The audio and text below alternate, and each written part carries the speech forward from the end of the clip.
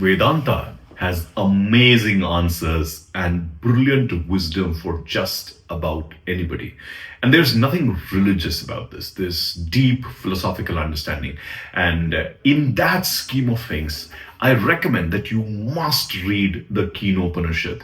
This particular version is something that I picked up from the Chinmaya Mission, and Swami Chinmayananda himself has done the commentary on this version. So it's a brilliant text, and the Kenopanishad helps us understand very deeply how there is this eternal power which does influence our life, but it also teaches us how we need to work and control our own actions. But before I get there, since I brought up the subject of Vedanta and our own Indian culture, in the Bharatiya Sanskriti, there's something that we need to understand that comes as a depth. There are a lot of there is a lot of guidance, and there are a lot of answers which are already contained within our Vedas, within the essence of the mantras, the brahmanas, and the aranyakas contained within. The Upanishads emerge from these aranyakas, and they give us immense wisdom. Now, this is not some wusha. A lot of people run away from Vedanta, Vedas, the Upanishads, the Bhagavad Gita, etc. This is no wusha which is telling you stories that you need to remember.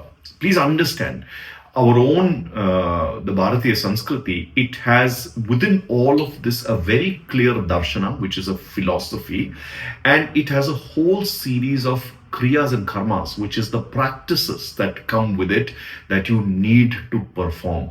It's when these two come together, the darshanas, the philosophies, and the kriyas and the karmas, which are the practices, that they come together, that the beauty of what is taught within our system, the Bharatiya system, and essentially the six philosophical pillars, that we gain what we gain in life, right? More about these six philosophical pillars at some point in time, but today, since we picked up the concept of the Vedanta, and from within that the Upanishads, remember this is no wusha. There is a lot of philosophy there. There's a lot of practices, which is the darshanas and the kriyas and karmas, which you need to pick up. Now, our Upanishads tell beautiful stories. It brings us several very synchronous ideas, and it develops. Now, this particular one, Kenopanishad, comes from the Samved, and it has a lot of beautiful essence. Now, the practices first. It helps you focus on how you must reflect on who you are truly, the real sense of who you are. It also helps you understand why you must seek the guidance of a guru, develop the inner silence, develop the appreciation of looking at our life with very crystal clear lenses, without really getting attached to how we're doing things or why we need certain results, etc.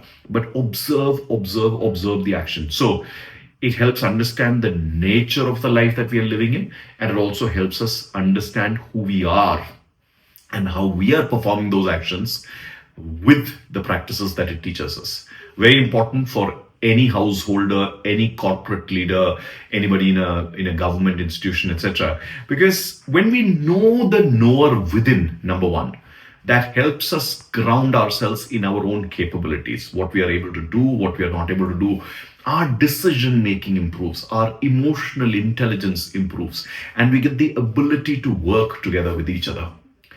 That wisdom also brings with it further inquiry about how do I progress in life, where do I go, how do I do better. So our sense of achievement motivation, our sense of compassion, giving to others, contribution to the society, all of these things come up very powerfully. And as that wisdom rises, we develop the ability to distinguish between perception that we have and the reality. See, all of us have various perceptions of life, but are those really perspectives? And all of those perspectives, are they adding up to really the reality? Well, if not, then you need to work on that. And that's also something that the Kenopanishad brings us very beautifully for us. Similarly, it also helps us understand that true wisdom, true knowledge is beyond words. in our times when shallowness is so common, when people mug up language and they just pick up on certain ideas for some books and they glorify that. And this is also something that the West does so much. They take one small thing, glorify it, and package it and offer without really offering the rest of the context and what needs to be done.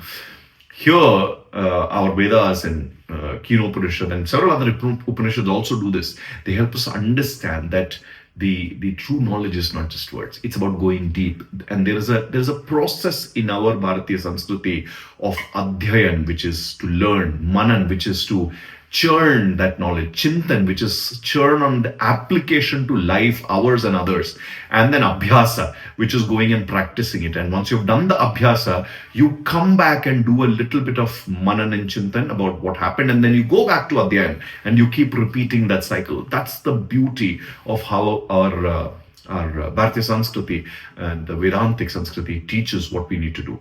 Kenopanishad follows in that tradition. And last but not the least, Kenopanishad does a very wonderful thing for all of us. It also helps us to be detached from false ownership. It helps us understand what should we own and what should we not own.